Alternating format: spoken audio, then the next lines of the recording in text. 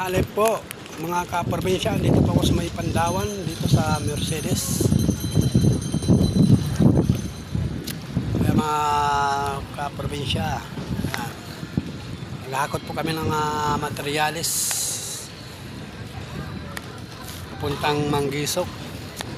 Ayan po yung mga bakal, tapos mga PVC, ayan. Dadali po yun sa Manggisok. Tatawid namin at doon kami gumagawa, mga kaprobinsya. Magandang tanghali po sa inyo, mga kaprobinsya. Ingat-ingat po tayo, mga kaprobinsya. Ayan po yung mga bangka, yung mga nasa tabi.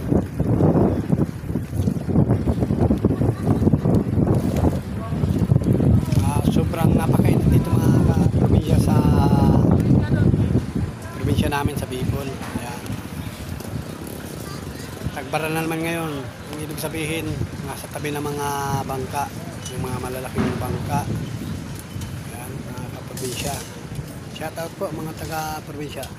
Ingat-ingat po tayo. Shout out po.